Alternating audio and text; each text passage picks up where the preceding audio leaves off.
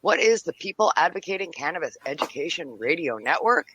It's a network of people advocating cannabis education. The views expressed by the individuals during this broadcast are their own opinions, and they may not be the same as those of their group or other organizations they may be involved with. What's the matter with that cat there? What, she full of reef? Full of reefers? Yeah, man. Mean that cat's high? Feeling Light. We now wander off the beaten path with an update from the Reefer Reporter. Hello, everyone, and welcome to the Reefer Reporters. It is Thursday. What is today? Today is March the 11th already in 2021, and we are live here from the Legacy420.com news desk.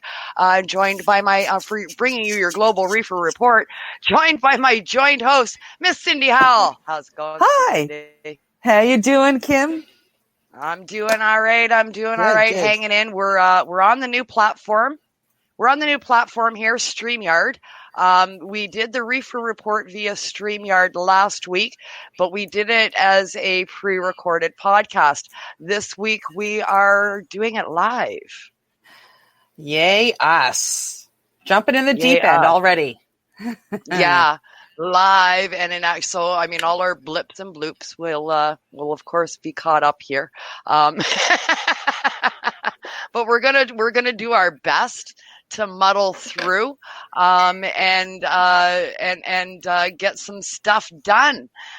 We've got a few stories on tap today coming at us in the cannabis world, and of course we've got to shine a spotlight on the females in the industry, given that it was International Women's Day and International Women's Month is happening. So we're going to cover some stories on that. And our first one's from the Growth Up. Yeah, absolutely. Celebrating those who break the grass ceiling. Now, I had to read this twice to say grass ceiling to myself. Yeah. Female-led businesses advance self-managed supply chain and amp up bedroom-friendly THC products. So what better way to celebrate women in the International Women's Day than highlight some of the truly innovative ways female-led cannabis companies are pushing the envelope. And if that's not enough, there's also the patient-focused line recently launched at Shoppers and Jay-Z's Challenge to challenge outdated weed laws. So it's pretty exciting. We have a female-led Toronto company builds self-managed supply chain. And Diane Scott is the chair and CEO of the JMCC group. It's pretty really exciting cool to watch the women. Yeah, absolutely. Very cool stuff. And of course, Canada's only female-led and privately owned medical cannabis company. And they're looking forward to offering patients more control over quality, safety and security, thanks to its new partnership with Green Island Growers Limited. Yeah, it's really fun to watch. I mean, if you build it, they will come. They seems to have been, part of their thinking for the Toronto-based JMCC group. It's constructing state-of-the-art distribution centers on Chanel Island of Jersey, which is located between England and France too, right? So way over there. Yeah. It's up in the European Union there. There's a lot of little islands that I didn't even know existed in that space. Jersey is one of them as well, that we've had a connection with that. So GMCC, European Distribution Limited, is a joint venture between JMCC, which is the Canadian corporation, and they serve as the majority owner. Interesting stuff going on there. And then come April, the company expects to begin supplying medicinal cannabis to patients registered in the UK as well through Project 21. Yeah, that's really exciting. And they'll be the only Canadian company and exclusive supplier from the Caribbean region. So it's really exciting to watch the women grow in the grass-fed business. Montreal Business shows women some love with the bedroom-friendly products. High on Love has entered the THC space through its recent teaming with Rose Life Science to launch what is believed to be the first female-focused line of cannabis products in Canada. So, yeah, we've got more and more coming up for the women. Yeah, absolutely. I mean, High on Love, a great line of products, catering to women's needs. And I mean, why shouldn't cannabis be incorporated into the products that we use for personal care as well as in the bedroom? Lubricants and that kind of thing being infused are showing beneficial results. So, I mean, let's get the expansion happening. Let's get women in this industry, clamoring to the fields to release all of these marvelous new products that are out there. Yeah. It's and it's not just like you said in the bedroom. It's also in the bathroom too. Like products, hair, shampoo, conditioner, hair products, face products, skin products. Women use these things every day, and if we can infuse them, they become a better product. Yeah. And I mean, that's not the only female entrepreneurial story that's in the news today for International Women's Month. Marijuana Business Daily has our next one coming at us. Women's History Month, a Q&A with marijuana industry pioneer Greta Carter. Yeah, this was a really fun read. Everything I dreamt and hoped to have accomplished in this industry has come to fruition, and I am truly living the dream, says Greta, which is just really exciting to read as the first line. And that's how marijuana industry pioneer Greta Carter began a conversation with the Marijuana Business Daily for an interview to mark March's Women's History Month, as well as International Women's Day, which was this past Monday. And she gave a great interview.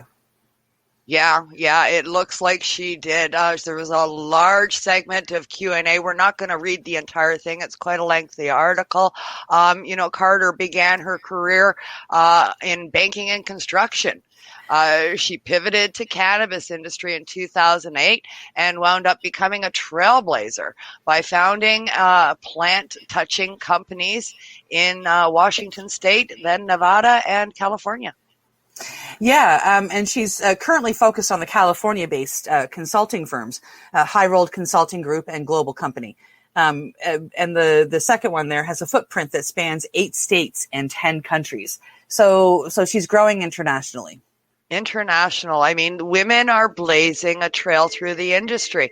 It's sad that it's not being reflected in, I guess, sort of the flagship of countries to do this, which is Canada. We don't have any females in our boardroom. I mean, the numbers are limited. We had 48 North, which was the only female-owned LP that we had in this country, and then that was bought out by a company filled with males. So that went out the window as well. So, I mean, we need to see this diversity and expansion in diversity with the female sect here in Canada for sure. Absolutely. And hopefully she'll inspire women that are in the cannabis industry here to step up and follow in her footsteps.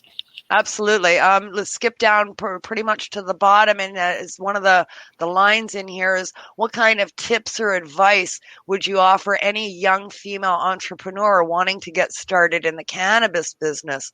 And she says, you don't have to have knowledge of the industry. You need to learn it.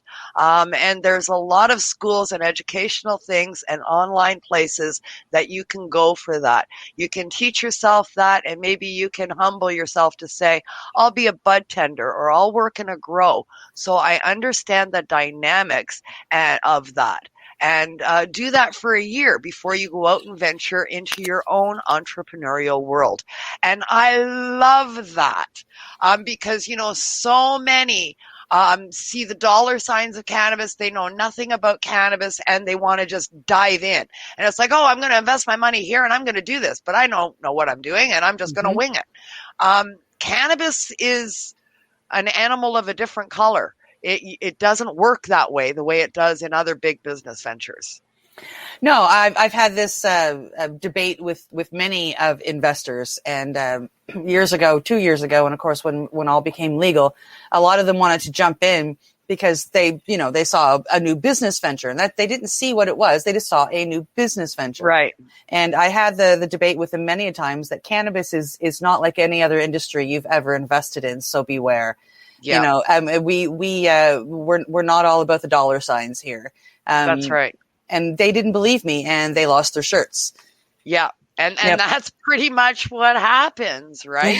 We've seen it time and time again, where stuff like this goes on in the cannabis industry, where people dive in head first, no clue what they are doing, and it doesn't work out well.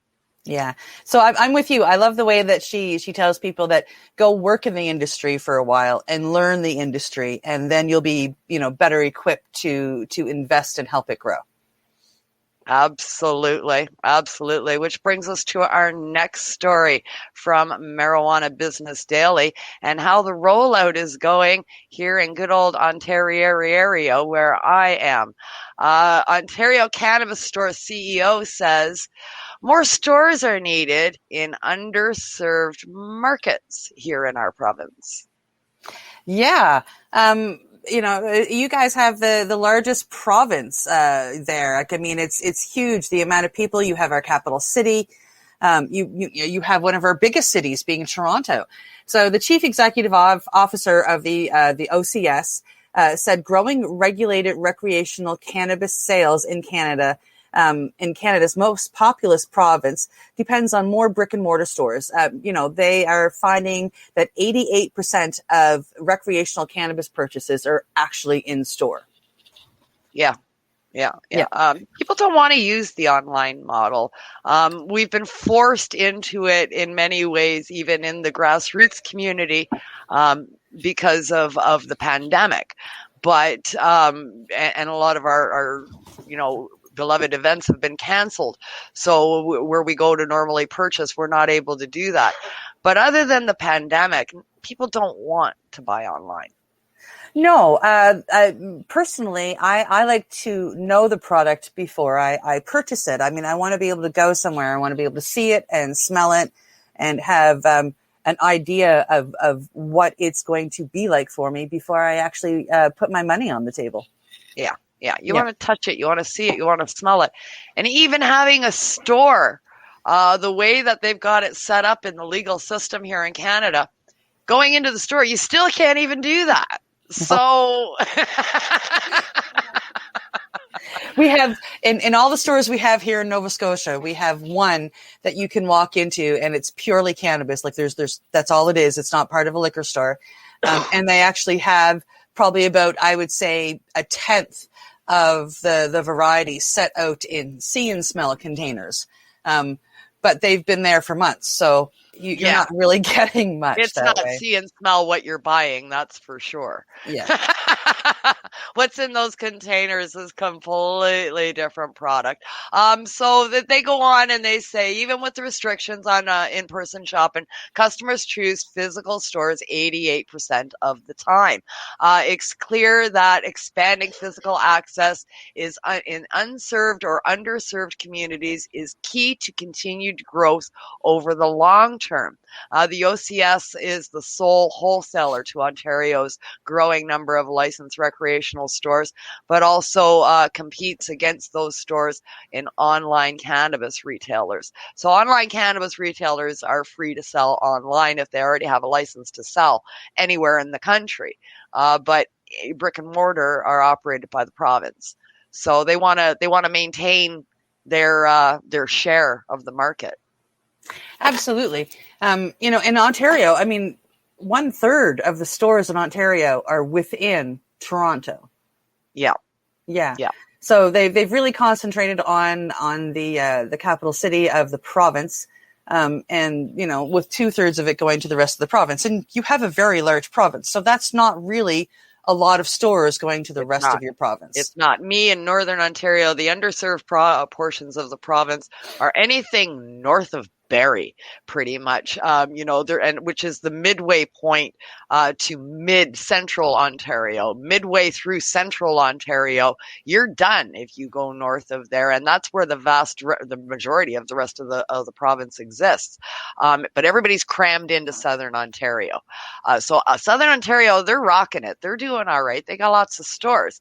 You come into northern Ontario, central Ontario, that's where it starts getting more and more sparse the further north you go. Here I am in northern Ontario. We got our first brick and mortar store that was the closest to me was opened up about a year after legalization. The first store opened up 3 hours away. 6 months after that one opened up, that's an hour and a half away, and that's still to this moment in time the closest. Wow, that's crazy. I thought it was bad here. Like I live in a tiny little Windsor, Nova Scotia, so I have to travel 45 minutes away to get to an actual store that will sell cannabis. They don't have anything within my county at all. Yeah. Now we've got notices up in a couple of the small towns in and around the town that I live in, and we got a notice put up right in the town that we live in a couple of weeks ago. There are stores coming, but I mean we're 2+ years into legalization. Yeah, and they go on to say that here in this story as well. They go down, as of March 8th, 490 regulated cannabis stores were listed as authorized to open by the AGCO, but we're still waiting. Yeah. So, I mean, it's moving along. Well, yeah, slowly. And Slowly. I hear a lot of our listeners going, but do you really want those legal stores? Like, I mean, whether or not you personally you buy in them or not, yes, I want them because they help to get rid of stigma. That's right. Absolutely. So yeah, I want them all over the place, everywhere. Yeah, it makes cannabis common. And people start not batting an eye when they walk past a store, and that garners acceptance and puts the blanket on the demonization of this plant. So yes, we do want stores. Absolutely. Even if I don't, even if I choose not to partake in those stores, I still want them. 100%. Next story is coming to us from the Growth Op. Past or current cannabis use not associated with greater chance of hypertension. According to a study, considered almost 27,000 people who consumed weed had no hypertension at baseline. Yeah, this exciting news. So this study exploring the longitudinal relationship between using cannabis and having hypertension or high blood pressure shows that cannabis is actually associated with lower blood pressure. Yeah. Makes sense to me. Absolutely it does. Absolutely it does. And it's funny because I've consumed cannabis now for almost 5 decades. And I have always been told I have very low blood pressure. Same here. Not 5 decades for me, but 3 decades. And I've always been told my blood pressure is a worry because it is lower than normal. It's lower. Yeah, I never, even when I'm angry and my blood pressure goes high, it's just barely above normal now. But that's high for me. But I mean, that's good or bad. It can have both connotations. Of course, extremely low blood pressure is just as bad as extremely high blood pressure. So we don't want it to go too low. But if you are somebody that, is prone to high blood pressure, this could level you off. So this is great news. To get a better handle on what the cannabis hypertension relationship looks like, an international research team, including investigators from McMaster University and Hamilton, Ontario, of which I'm a graduate, carried out a 3-year follow-up on large population-based sample out of the U.S. Really exciting. Yeah, they examined the self-reported data from 2 waves of the National Epidemiologic Survey of Alcohol and Related Conditions, resulting in just under 27,000 participants. So they did not report the hypertension at baseline when using cannabis. So using the sample, investigators conducted analysis to quantify the relationship between lifetime cannabis use, which is 12-month cannabis use, and 12-month cannabis use frequency. So they want people that have been using it longer than just like a few months. Yeah. Not newbies. They followed long-term cannabis use on hypertension. Yeah, and I mean the results are conclusive, really. Cannabis defined as monthly use were not associated with incidences of hypertension. So, I mean, those people that consumed cannabis had stable or lower blood pressure than the average population. Yeah, and I do want to mention that when I was skimming through this article, they do say that this age is still a factor. So they want you to know that as you get older, you still can be prone to hypertension, even if using cannabis. But they've noticed that overall, it does hold it down. It does hold it down. And excellent article. Definitely look it up on the Growth Op and check out more. I mean, cannabis popping up as a remedy for hypertension. That could have made huge connotations in the future medical applications for sure. Absolutely. Very exciting stuff. Yeah, for sure. Our next story is coming to us from Foley and Larder. It's an LLP. Cannabis, a potential revenue boon for professional sports leagues. I find this one really exciting too.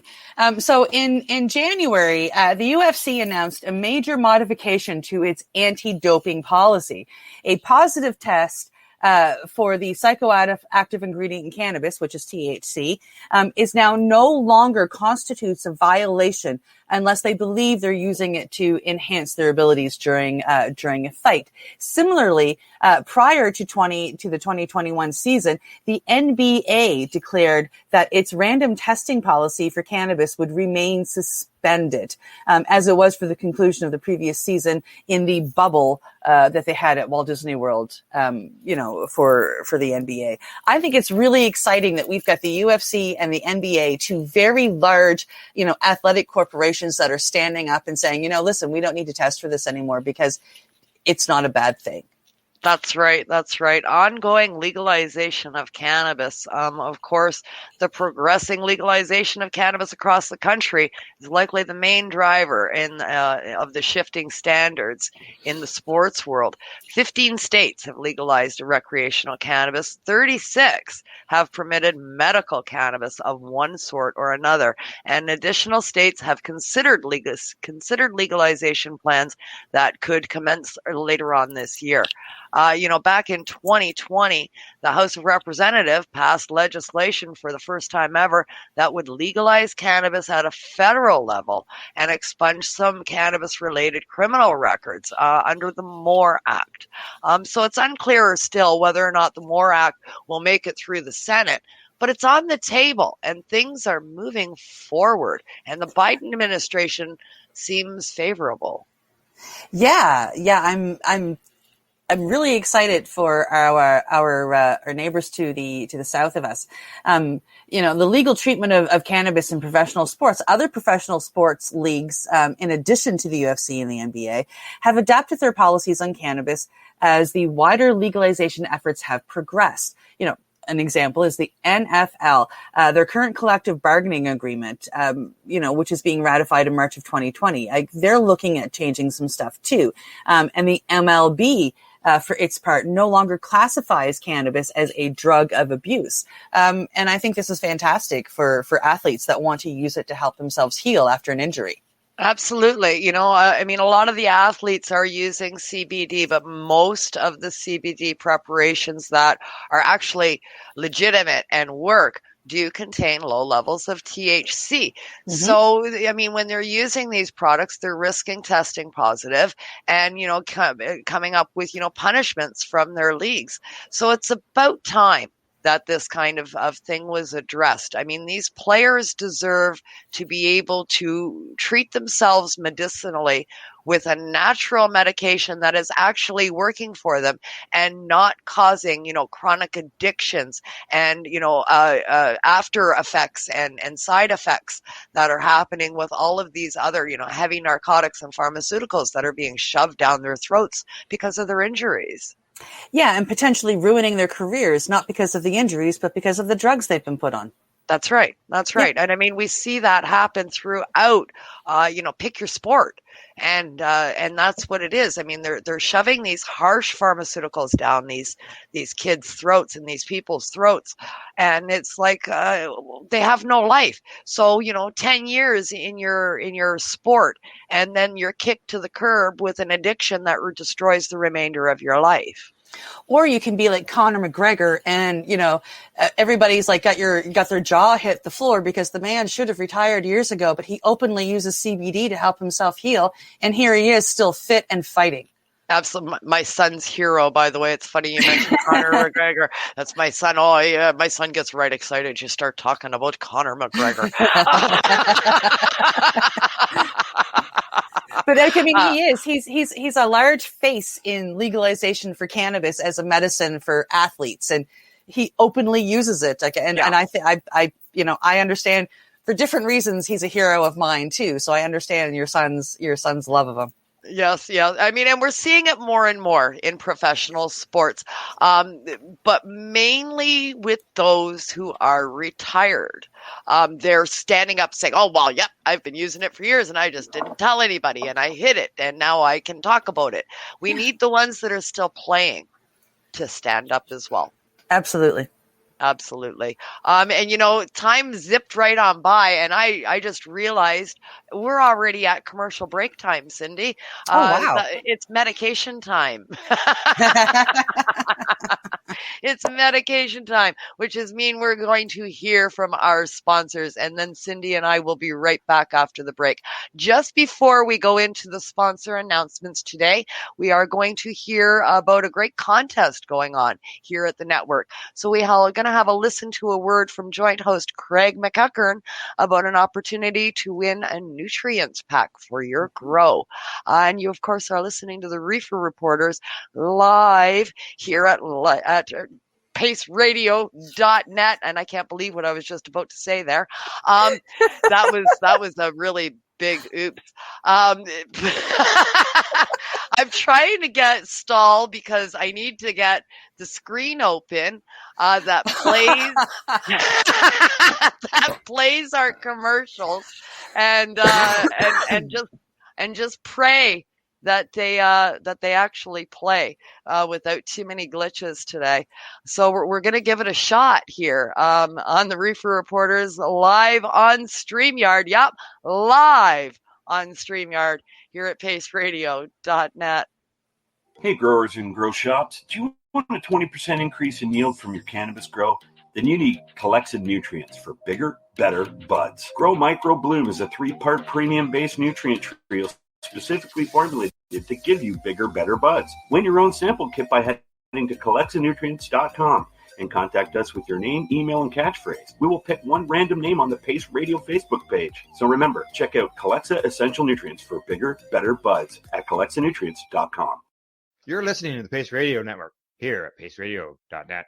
At Legacy 420, we believe in being different. Experience the difference of quality control. Our labs provide tested formulations for all of our products. Experience the difference in trust. Our customers can trust that we are following up-to-date COVID precautions for their safety. Experience the difference in accessibility. We're open 7 days a week. Please visit our website, legacy420.com, or contact us for curbside pickup as well as nationwide mail order shipping. Legacy 420 values overall wellness. Come and experience the difference of Legacy 420. The People's Alliance of Cannabis in Canada is an organization working to improve cannabis legalization in Canada. They have a mission and values that includes all Canadians, no matter where they come from. The values are including everyone, as no one should be excluded from participating, equality, diversity, advocacy, along with cannabis education and research, plus industry, safety, and professional standards. If this is an organization that has the same values as you, Check them out at People's Alliance of Cannabis in Canada.ca. Once again, People's Alliance of Cannabis in Canada.ca. Check them out. Enjoy the buzz of legalization with Campbellford Lifestyle Shop. From lights to plant nutrients, books, consumption accessories, and more, we've got all your basics to grow or consume cannabis. Visit our info center or take a look at our piercing services and body jewelry, now available in-store through Campbellford Lifestyle Shop, 17 Bridge Street West, Campbellford. What do you find at paceradio.net? People advocating cannabis education. A doctor's job is to relieve your pains. And when it comes to growing cannabis, the biggest pain is trimming. Let Dr. Buck Cannabis Trimming Solutions take the pain away. Whether you're a home grower or a commercial operation, we have the cure. From 4 plants to 400 plants, garden size doesn't matter. Dr. Buck Cannabis Trimming Solutions comes to you with years of experience and professional discreet service. It's simple. We trim your weed and we do a damn good job. Visit drbuckcts.com to book your trimming. CP operates medicinal cannabis signing clinic. If you want to grow your own medicinal cannabis and are located anywhere in Canada, then I'd like to suggest that you give them a call. They can be reached at 1-613-967-9888. That's 1-613-967-9888, and grow on with CTCP. Growing your own vegetables, flowers, or even medicinal plants can be a challenge without the right equipment and proper know-how. At BMA Hydroponics, not only are they your urban horticultural experts and suppliers, but their staff holds the customer's needs paramount to making a sale. Family-owned with decades of experience and knowledge, they offer free advice in person, by phone, or email.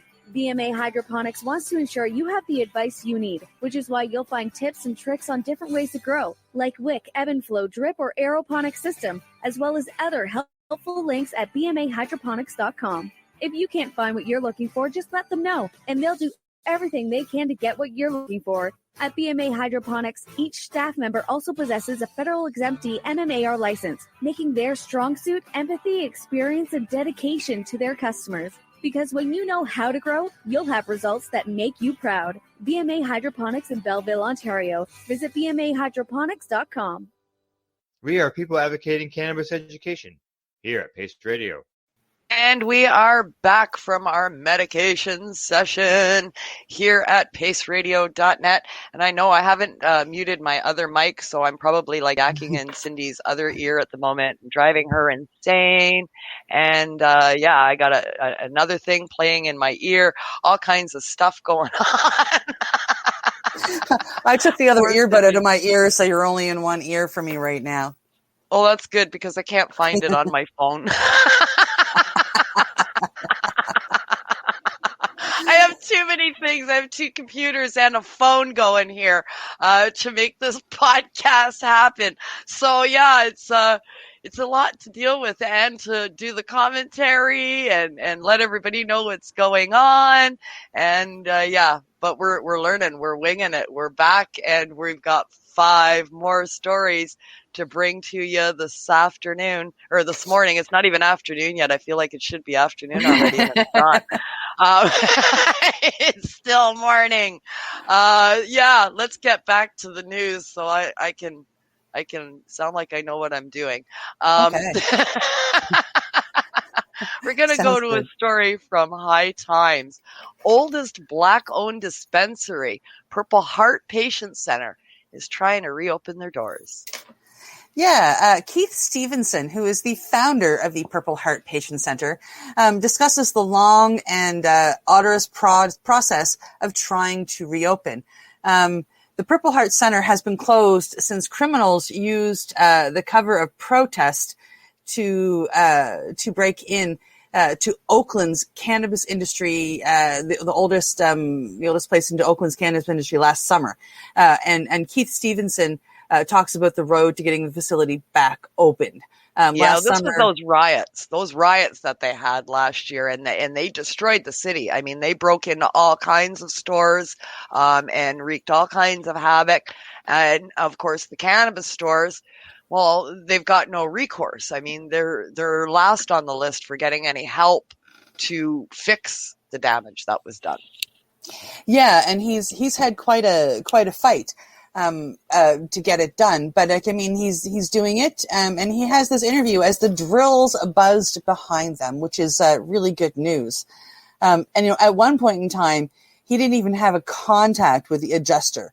There was 3 weeks that he had nobody to talk to. Yeah.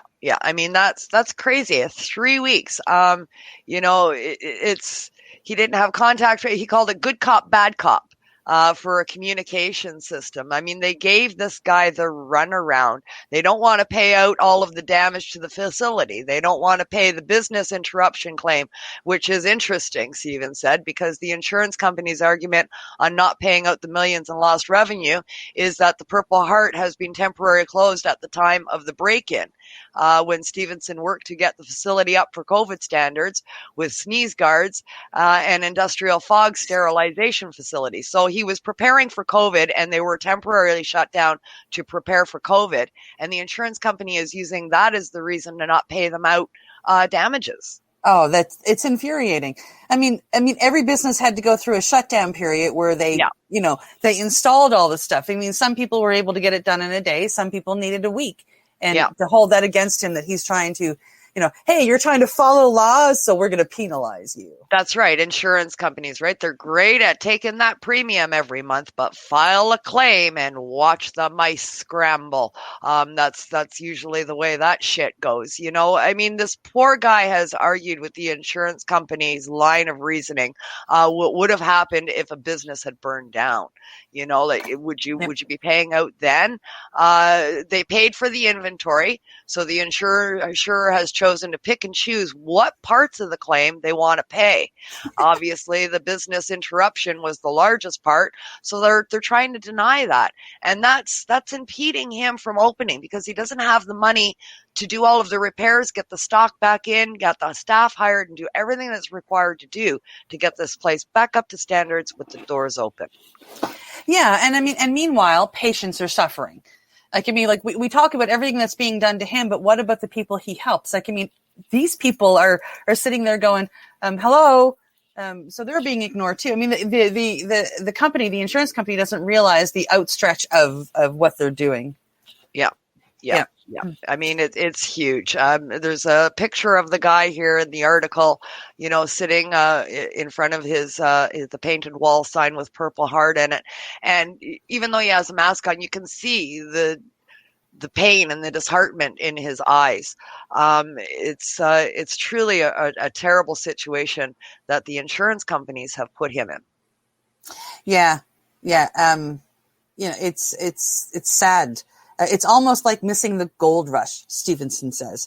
It's like 1849 and your wagon broke down in the middle of the cold somewhere in California. And by the time you got here, they were excavating with mechanical tools as opposed to manual labor. That's right. Yeah. It's a changing industry down there. Things are happening quickly. And, he was in on the ground level, and he was doing this prior to the gold rush and helping patients. And then everybody else got on board of the gold rush. He winds up in hot water because of something that is totally out of his control. And now the insurance company is refusing to help him. It's or putting up roadblocks into helping him. So I mean, it's definitely a sad situation for them in Oakland, and he's not the only one that's going through this down there. That went through all of this turmoil down there. Yeah, it's happening all over the place. It is. And not just in the cannabis industry, but in all industries. The pandemic has thrown a monkey wrench into everything. It really, really has. We're going to go to our next story from the Ganjapreneur. The Ganjapreneur, Alaska cannabis cultivator charged for alleged illegal pesticide use. Illegal pesticide use. I had a shot momentarily on a wonderful plant at the forefront of this story with a beautiful little ladybug sitting on the plant. And, reading that headline, it's like, well, why aren't you just have more ladybugs? Because there's your perfect pesticide right there. Alaska, illegal pesticide. We've seen this happen in Canada too. It's not a new thing, and many of the legal corporate producers are getting nailed thanks to testing that is going on. Alaska officials are charging 2 cannabis business owners misdemeanors for allegedly spraying illegal pesticides on cannabis plants. Anchorage Daily News reports the owners, Ron and Lacey Bass, were charged by the state environmental crimes prosecutor with pesticide pollution, misuse of pesticides, and reckless endangerment. Additionally, charging documents show a felony for falsifying records will likely follow the preliminary charges. Yeah, so even though they're only hitting them with a misdemeanor now, they're gathering evidence to hit them with a felony as time goes on. It needs to happen. Yeah. How can reckless endangerment? How can that be a misdemeanor? Misdemeanor, right? Yeah, I don't understand it. The couple, who are owners of a licensed cultivator, Calm and Collective LLC, and the retailer, Houston Grass Station, said that the pesticides were sprayed by a quote-unquote disgruntled employee in 2019, who then reported the spraying to authorities. So they're totally denying everything. It wasn't us. We just have a really upset person. It's always a disgruntled employee, right? It's always a disgruntled until it's it's the disgruntled employee is the one that was the whistleblower. Yeah. So, I mean, really? I don't think so, dude. No, we've been hearing this from so many companies for so many years that come on. At least if you're going to lie, show us a little bit of forethought and put some, spin on that, right? Yeah, let's get some creativity happening here, people, in your thought patterns. I mean, that line is stale and old. The couple's attorney, Cindy Franklin, who oversaw Alaska's adult use rollout as the head of the Alcohol and Marijuana Control Office, but now works as an attorney for the industry, said this is the first time the state has filed criminal charges against a cannabis business. Yeah, and I'm really glad that they did. State documents reveal the credit card, the Basses, the couple's credit card and email were used to buy the pesticides. But it was a disgruntled employee, right? Surveillance footage showed employees, so we don't know who, because they're in full suits and respirator masks. It could have been them. It could have been employees. We can't see through that. So unidentified employees said that the couple told them to spray the plants because they were infected with mold and fungus. Yeah. Ew. Yeah. They're trying to get rid of that, and they're trying to save a crop that was not savable by appropriate means. I mean, the thing is, these pesticides, people consume that. You're poisoning people. Yep. Yeah, and it's gross. They use 3 pesticides, not just one banned, 3 pesticides that and I'm not going to get in. You can read what they are in the article, but 3 of them, not just one, 3. Yeah, and the one that I will state is myclobutanil. And the reason I'm stating that is because that is the one that was used here in Canada by Metrum Corporation. Myclobutanil, when is translated through heat process, because cannabis is consumed through inhalation. We burn it. As soon as you add heat to that, it turns to cyanide. Yeah. It's you're smoking cyanide now because you've added heat. Yeah. And I think that's just gross, because I'm one of the patients that was affected by Metrum. I'm part of the whole thing that's going on. And every time I hear it, my skin crawls. Like that's what I inhaled. Like me. I'm one of the people that got that. It's gross. Yeah, I mean, Alaska's really got to pick up the ball here. This next paragraph really says it all. While cannabis producers in Alaska are required to test for potency and for some molds, the state still lacks mandatory pesticide testing for cannabis products. However, growers must report any pesticides they use to the state regulators. So it's, It's we're an honor trusting system. you. It's the honor system. They're using the honor, and that's not going to work, people. Documents say Common Collective did not properly list the pesticides on their labels or report the additives to the Marijuana Enforcement Tracking and Reporting and Compliance Database, only disclosing the use of 2 organic fertilizers in their documentation. So when it was brought to light by the whistleblower, they went and had a look only to see, hey, did you break the honor system rule? Hey, yeah, we're going to test it to see if you did. And lo and behold, you did. But if a whistleblower didn't do this, then the state would never know because they're not testing. So how many other people are using banned products that the state isn't testing for? Are you putting out poisonous products? Yeah. At a state level? Yeah, they should step up and be taking a look at all of their producers. Like, I mean, you don't want people inhaling this. I mean, we're trying to get better, not worse. Yeah. I mean, there's too many inconsistencies for this people's stories to wash. That this was a disgruntled employee. There's no way that that's what it was. So yeah, I mean, that's a total bust as far as I'm concerned. And felony charges are taking place next. So we'll be that's one of the ones that we'll be keeping an eye on for sure. And it's time to go a little bit global here. And we can't have a reefer reporter without Mexico. Got to report on Mexico. Got to be in the news. Mexico's got to be in the news. And of course, they were in the news once again 10 hours ago through BBC News reporting Mexico marijuana. Lower house passes recreational cannabis bill. So the rec bill is going forward.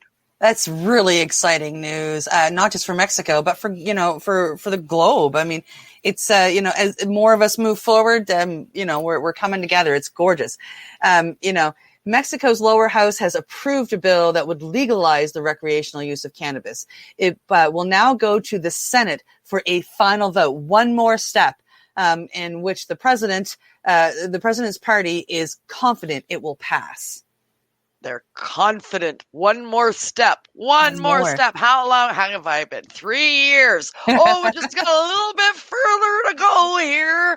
5 more minutes, I promise.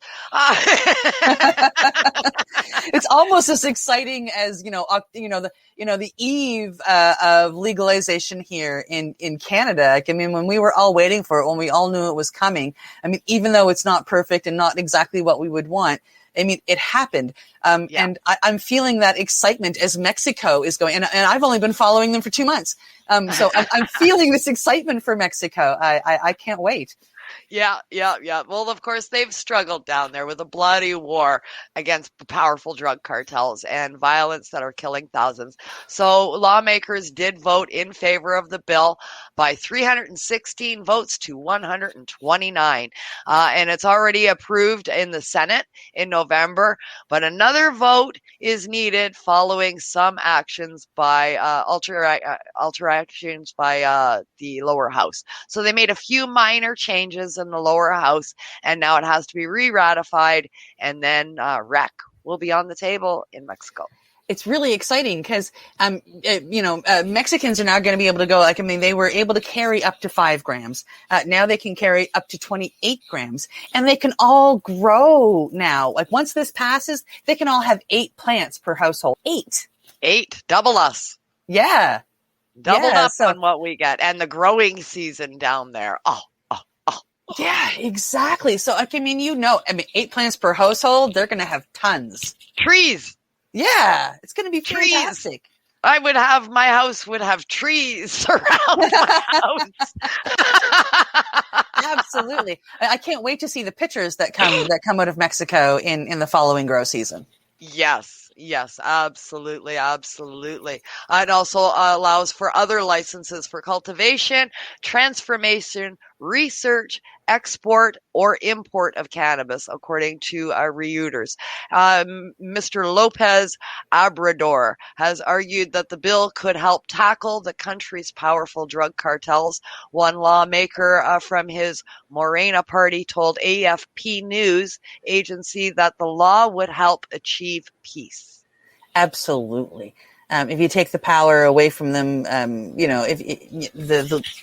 give it legalization, taking the power away from them, it's only a matter of time.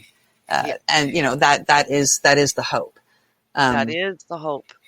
Yeah. That is the hope. A number of foreign cannabis growing companies from Canada and California are said to be interested into tapping into the market opportunities presented by legalization south of the border. And they're all going to clamor down south now. Oh, absolutely. Mexico's the place to be now. Absolutely. Let's plan a vacation. Let's plan a vacation for sure, for sure. Mexico is taking more steps forward, and it's great to see. And this is going to be, I said that, but then of course it sparks the thought that, because of certain icons that we have had in the industry in the past years, Mexico is huge on I would like to travel to and smoke a joint in. So once they become legal, their tourism is going to go through the roof, and the revenue from that is going to be insane. I can see, the Mexican Spannabis going on and stuff like that, because people from North America, especially given, the state of affairs of things today, the shorter travel, the better, right? Absolutely. So yeah, I can see it winding up a hub. Yeah, we can hop in a car and end up in Mexico. It's fantastic. That's right. That's right. Just drive south. I have an RV. We're good to go. Our next story, we're international here, from the Growth Up. This one, wow. Yeah. Separate shipments.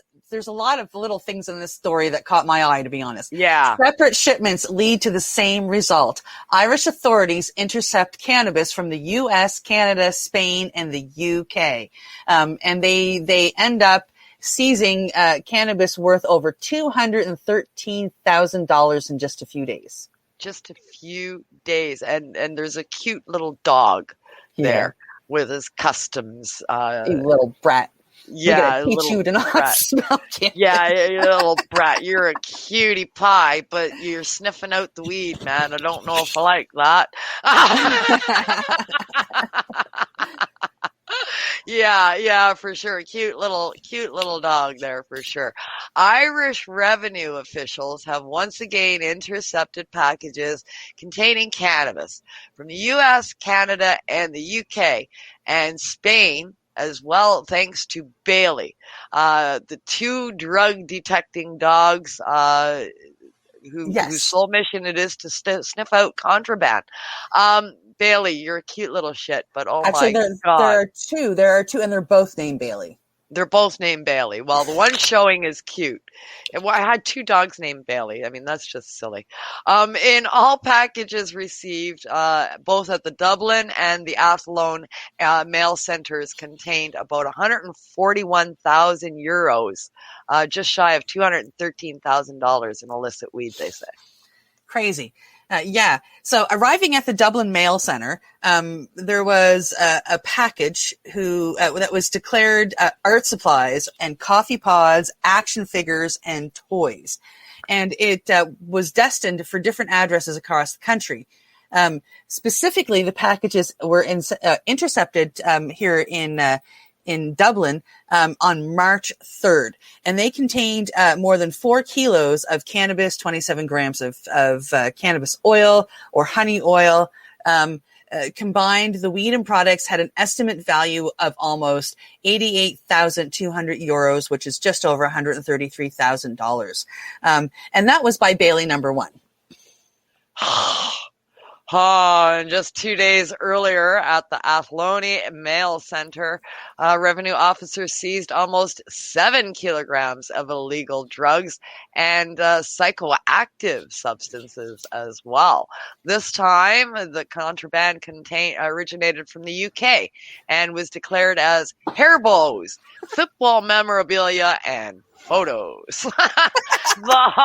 the hulled weed, cannabis resin, hash cakes, benzodiazepines, and apparently increasingly popular cannabis-infused jellies and chocolates. It was estimated to be worth about 53,500 euros or $80,000, $785,000. And there's a nice picture there of a pretty substantial haul. Yeah. Yeah, so 2 detector dogs, each of them named Bailey, had a paw in alerting the shipments to their human counterparts. Bailey. And Bailey. Bailey and Bailey. Yeah, Bailey and Bailey. I drank back in the day Baileys and Baileys when I didn't want Baileys and milk. I'd have Baileys and Baileys. So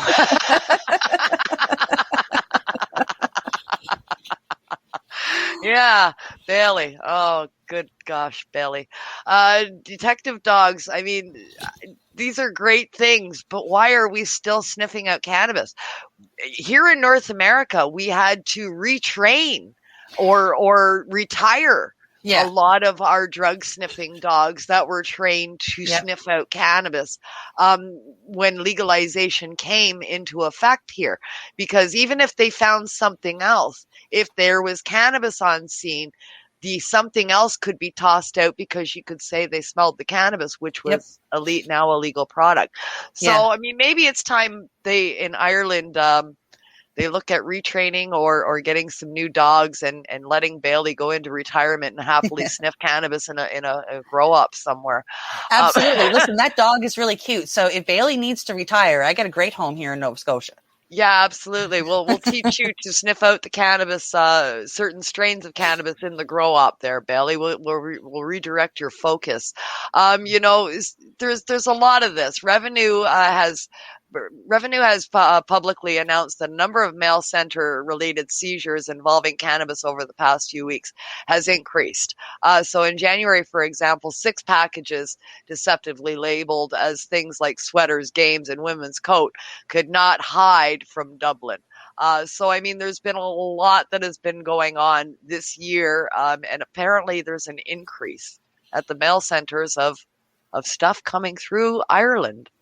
Well, yeah, which, I mean, the increase doesn't shock me at all. As the global view of cannabis is relaxed, we're going to see more and more and more of it being shipped. And until they retire or retrain these puppies, this is going to happen a lot. Yeah. So they're trying to block them at all sides. You know, hitting them up at different set places besides mail centers, of course.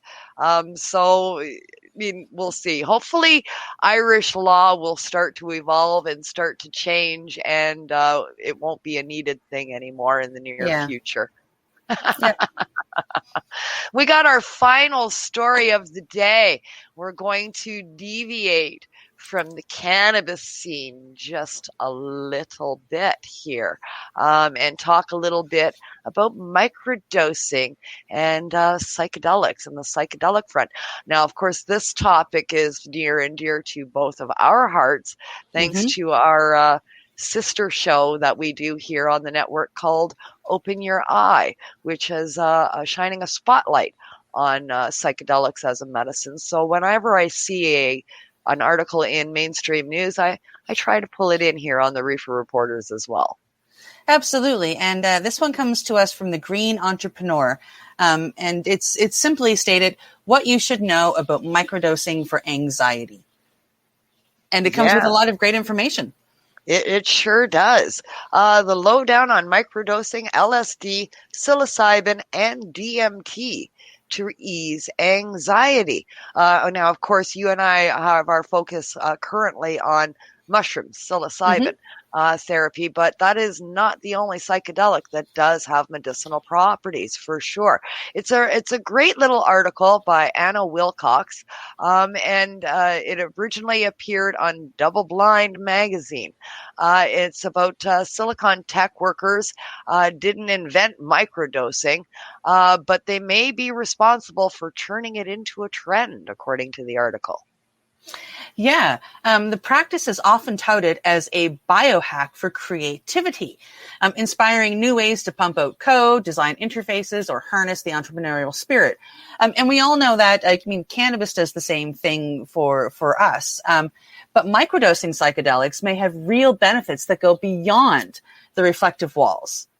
Absolutely. Absolutely. Yeah. A microdose, of course, is a dosage of a psychoactive substance that is too low to produce a noticeable intoxicating effect. Now, please read that again, okay?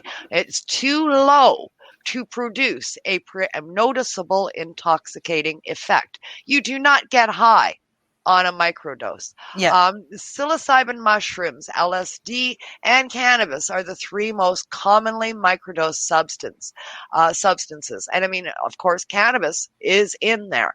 Anecdotally, the reasons why consumers microdose are many. Anxiety, creativity, depression all make the list. But I think for us, the biggest one is PTSD. Absolutely. And PTSD, it does incorporate the anxiety, and all depression. Of the above. It and so much more, unfortunately. It becomes a physical thing. Personally, I suffer from PTSD, and I have found that microdosing in the past 2 years has made like a huge difference in how it affects me. Yeah, absolutely. I couldn't agree more. People around me, since I've been microdosing for, just under 18 months now, people around me notice the difference. Much less stress, less high anxiety. I've still got my energy, but it's no longer translated into anxiety energy.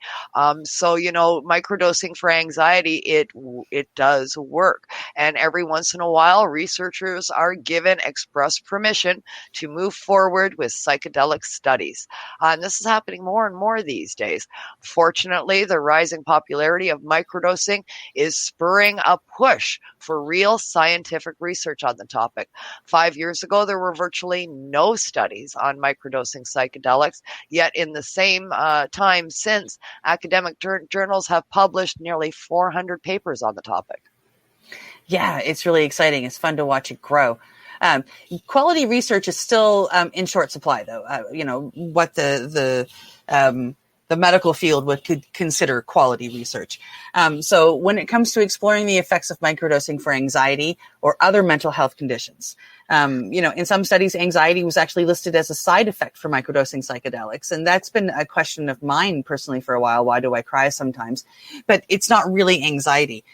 So there is some general discomfort. It can mean, an upset stomach that some people have reported. Yet these are also common side effects to full dose psychedelics as well. So and they are also side effects to pharmaceuticals. Oh, the side effects to the pharmaceuticals are way worse. I've done, yeah. So there are some glimmers of hope, however. Several reviews suggest that microdosing psychedelics may, in some instances, improve mood, enhance focus, and perhaps foster creativity. These reviews are largely based on anecdotal reports from people who have already microdosed psychedelics. So it's coming a lot from the grassroots advocates.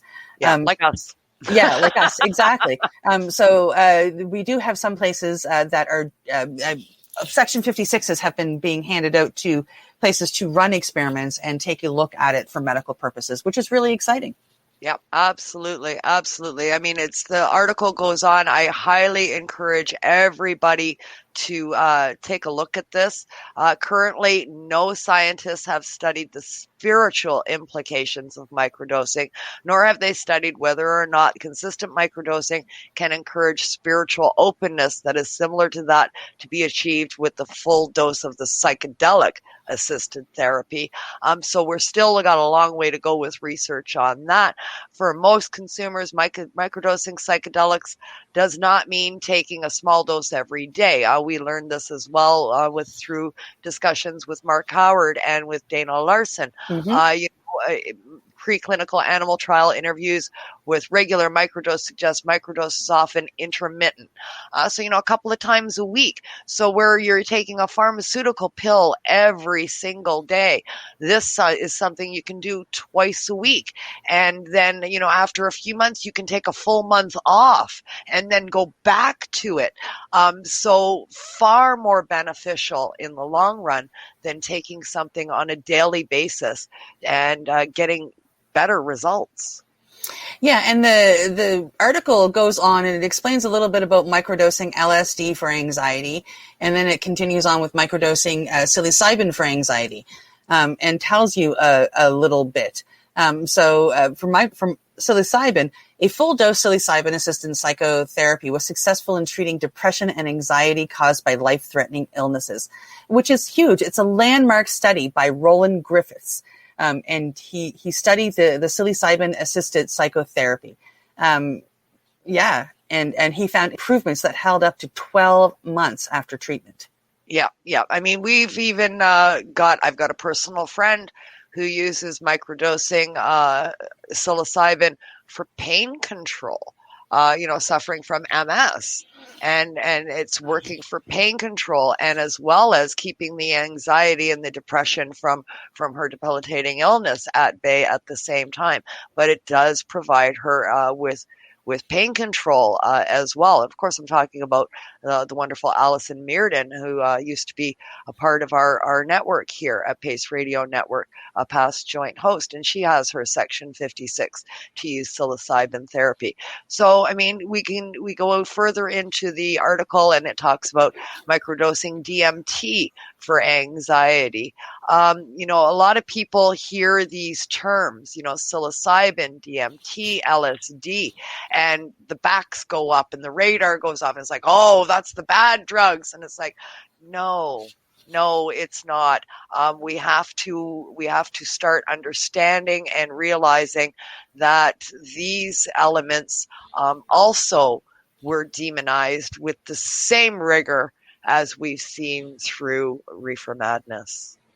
Yeah, Reefer Madness is not just about reefer. It is, from what I'm learning, it is non-pharmaceutical madness. That's it. Yeah. That's exactly right. It extends to so much more than just cannabis. That's for sure. And cannabis was, of course, in that list for microdosing. And all of it is plant-based medicine, and it all really does tie together. Absolutely. It works together.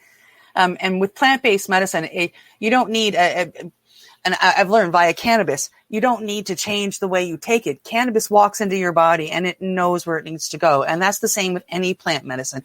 You take it, it knows what it needs to do. It goes to the parts of your body or your psyche that need help, and it helps. Yep, exactly.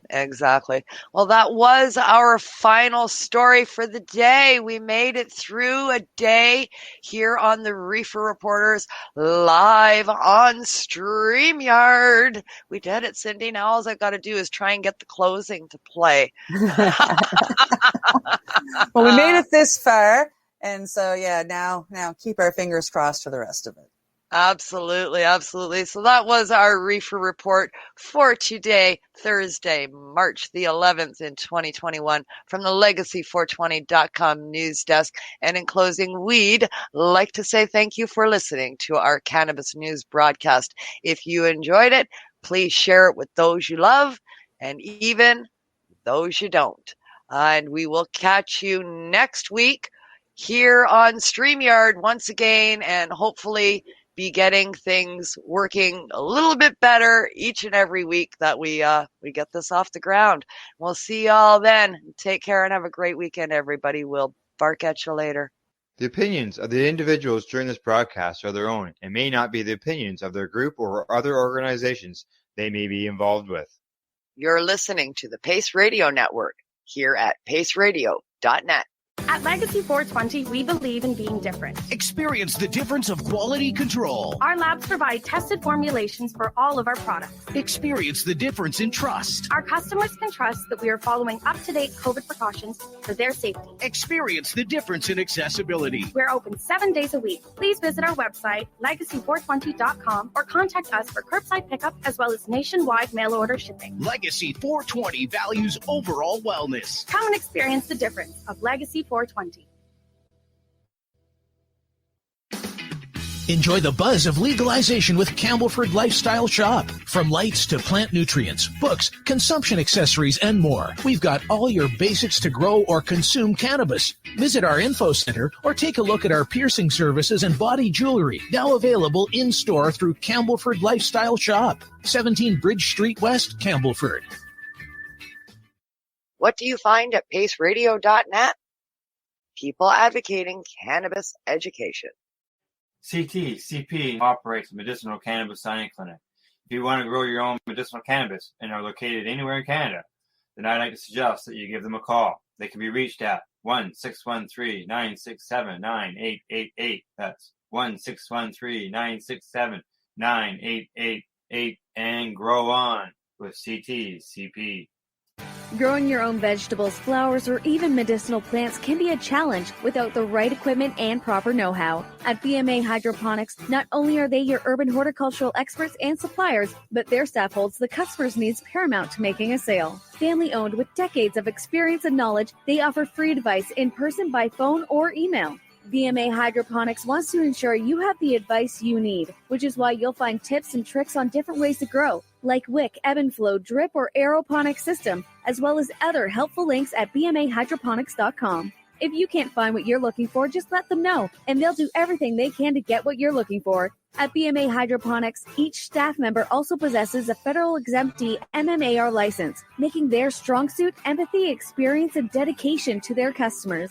Because when you know how to grow, you'll have results that make you proud. BMA Hydroponics in Belleville, Ontario. Visit bmahydroponics.com. Hey growers and grow shops, do you want a 20% increase in yield from your cannabis grow? Then you need Calexa nutrients for bigger, better buds. Grow Micro Bloom is a 3-part premium-based nutrient trio specifically formulated to give you bigger, better buds. Win your own sample kit by heading to CalexaNutrients.com and contact us with your name, email, and catchphrase. We will pick one random name on the Pace Radio Facebook page. So remember, check out Calexa Essential Nutrients for bigger, better buds at CalexaNutrients.com. A doctor's job is to relieve your pains. And when it comes to growing cannabis, the biggest pain is trimming. Let Dr. Buck Cannabis Trimming Solutions take the pain away. Whether you're a home grower or a commercial operation, we have the cure. From 4 plants to 400 plants, garden size doesn't matter. Dr. Buck Cannabis Trimming Solutions comes to you with years of experience and professional discreet service. It's simple. We trim your weed and we do a damn good job. Visit drbuckcts.com to book your trimming. Do you want to hear what patients and cannabis advocates have to say? If so, then catch the Pace Radio Show Wednesday nights here on paceradio.net. We are people advocating cannabis education here at paceradio.net.